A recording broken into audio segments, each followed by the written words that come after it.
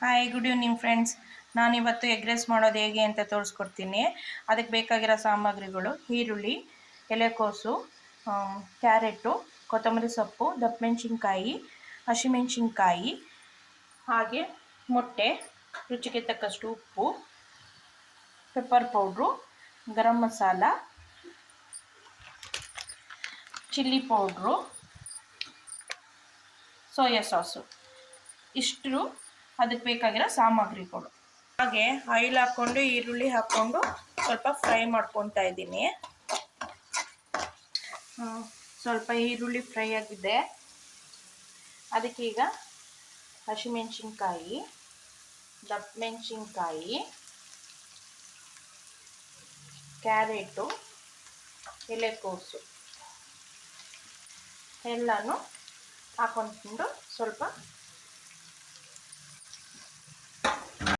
ಎಲ್ಲ ಹಾಕ್ಕೊಂಡು ಸ್ವಲ್ಪ ಚೆನ್ನಾಗಿ ಫ್ರೈ ಮಾಡೋಣ. ಈಗ ಸ್ವಲ್ಪ ಫ್ರೈ ಮಾಡ್ಕೊಂಡಿದ್ದೀನಿ ನೋಡಿ, ಇಷ್ಟು ಫ್ರೈ ಮಾಡ್ಕೊಂಡಿದ್ದೀನಿ. ಈಗ ಇದಕ್ಕೆ ನನಗೆ ಎಷ್ಟು ಬೇಕಷ್ಟು ಮೊಟ್ಟೆನ ಹೊಡೆದು ಹಾಕ್ಕೊಳ್ತೇನೆ.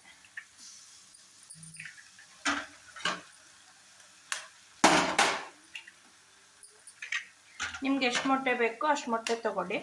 ನಾನು 6 ಮೊಟ್ಟೆ ತೊಗೊಂಡಿದ್ದೀನಿ. ನಮ್ಮ ಮನೇಲಿ 3 ಜನ ಇದ್ದೀವಿ. 3 ಜನಕ್ಕೆ 2 ಮೊಟ್ಟೆ ಅನ್ನಂಗೆ 6 ಮೊಟ್ಟೆ ತೊಗೊಂಡಿದ್ದೀನಿ. ನೀವು ಎಷ್ಟು ಜನ ಇರ್ತೀರ, ನಿಮ್ಗೆ ಎಷ್ಟು ಮೊಟ್ಟೆ ಬೇಕು ಅಂತ ಅಷ್ಟು ಮೊಟ್ಟೆ ತೊಗೊಳ್ಳಿ. ಈಗ ಮೊಟ್ಟೆ ಹಾಕ್ಕೊಂಡಿದ್ದೀನಿ.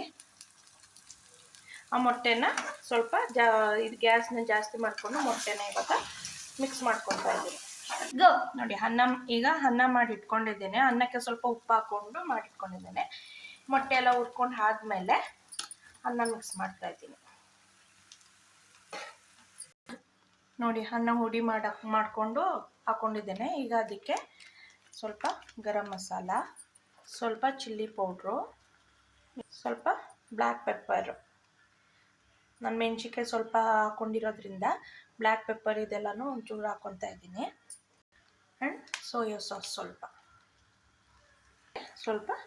ಸಾಲ್ಟ್, ಕೊತ್ತಂಬರಿ ಸೊಪ್ಪು ಲಾಸ್ಟಿಗೆ ಇದನ್ನು ಹಾಕ್ಕೊಂಡು ಫುಲ್ಲು ಮಿಕ್ಸ್ ಮಾಡ್ಕೊಳ್ಳೋಣ. ಇವಾಗ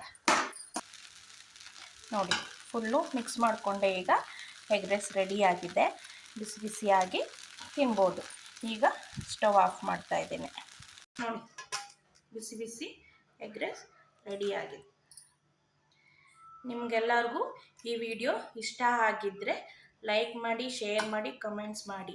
ನೆಕ್ಸ್ಟ್ ವಿಡಿಯೋದೊಂದಿಗೆ ಭೇಟಿ ಮಾಡ್ತೇನೆ. ಟೇಕ್ ಕೇರ್, ಬಾಯ್ ಬಾಯ್.